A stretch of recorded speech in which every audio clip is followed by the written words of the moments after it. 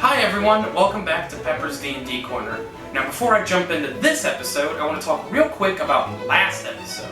Last episode, I referenced a bunch of online links and apps and tools and such to help you get started with playing Dungeons & Dragons. And so for this video, at the end, I'm going to have links and references to all of those things that I found online in my travels for you guys. So without further ado, let's go ahead and jump into this video, which is Character Creation Part 1, Ability Scores. This is going to mainly be for players, not so much for Dungeon Masters. I'm going to have a separate thing later for Dungeon Masters, don't you worry. So, ability scores. Ability scores, there are 6 of them. There are Strength, Dexterity, Constitution, Intelligence, Wisdom, and Charisma. And those 6 ability scores are the defining foundations for your character. They are what your skills are based off of. They are your traits. They're your traits of who you are as a character. The best way to understand each of them is with an analogy that I like to call the tomato analogy. This has been spread all over the internet of Dungeons & Dragons for a long time. And it goes like this. Strength is your ability to crush a tomato.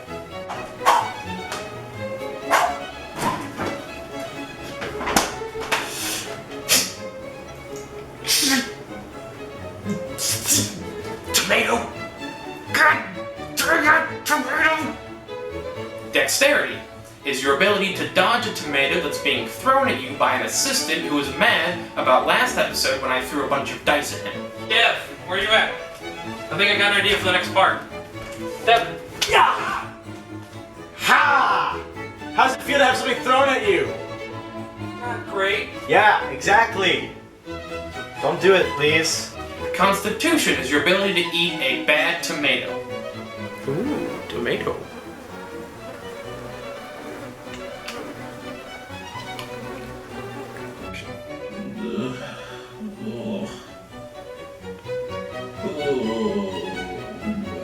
Intelligence is knowing that yes, in fact, tomato is a fruit. Wait, isn't tomato a vegetable? See everyone? Low intelligence. Wisdom is knowing that tomatoes do not belong in a fruit salad. So, about the whole tomato being a fruit. Yes. Does that mean that it goes in a fruit salad? I think it should go in a fruit salad then if it's a fruit. Devin, I literally said that for wisdom, it is knowing that a tomato does not go in fruit salad. That is quite literally the script. What about this don't you get? And charisma is being able to sell a tomato-based fruit salad at your local farmer's market. Fruit salad? Get your fruit salad right here. Fruit salad? Anyone want a tomato-based fruit salad? Delicious, nutritious. Anyone want it? No? No one wants one? Oh. Well. I guess the next question is, how do you find out what your ability scores are? Well, there are several methods to figure out your ability scores. The first one is the most common one, I would say, and that is rolling 4d6, removing the lowest number, and then adding the other 3 up together, and that's one of your numbers. And you would do that for each ability score, so you would do that 6 times. And that would give you each number. You get to decide what number goes where. It's not in consecutive order. So if you want to be someone with a high strength, you could take the highest number you rolled. Let's say you rolled a 15. You could put the 15 into strength, and boom, you have 15 strength. You're a pretty strong dude. 10 is your base average. 10 is what a normal average person can do for each ability score. So someone with 10s across the board is as average as a person as my assistant.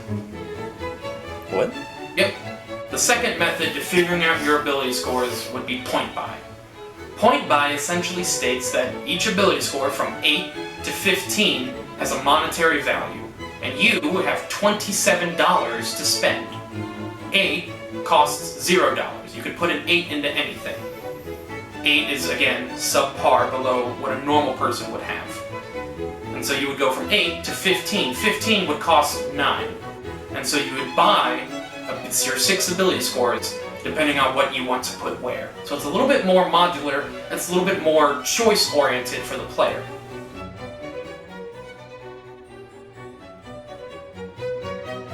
As you can see in the table, 8 costs $0, and 15 costs $9. And remember, you have $27 to make your character, so you can spend it however you want. It's entirely up to you. The last method for figuring out your ability scores would be using the standard array. And the standard array is... Actually, I'm going to be honest, I don't remember what the standard array is, but this is a good lesson. Lesson number 1, always have your player's handbook handy. Lesson number 2 is, admit when you've made a mistake. Okay, so your standard array is 15, 14, 13, 12, 10, and 8. So you're given 1 on the high end, and 1 on the low end, and then 1 of basically every point in the middle of the scale.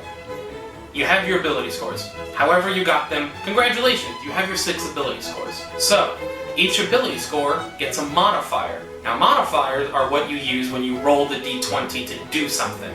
10 has a modifier of 0 because 10 is the average. Now 8 has a modifier of -1 because it's slightly below average. And you change your modifier every even number. So 12, going in the opposite direction, would have a modifier of +1, 14 would have a modifier of +2, so on and so forth, up to 20. 20 is the max you can have for any ability score. Now, on the opposite end of that, you get down to like 6 and 4, and you start hitting you can't survive levels of either stupid or not strong.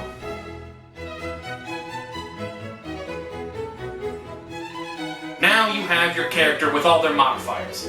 So now the next thing you would do is pick your race, and each race offers benefits to 1 or 2 of the ability scores, to give you bonuses to bump them up higher so you can be better at things. And I'm going to talk about that in the next episode, so please stick around. So thank you for watching Pepper's D&D Corner Character Creation Part 1.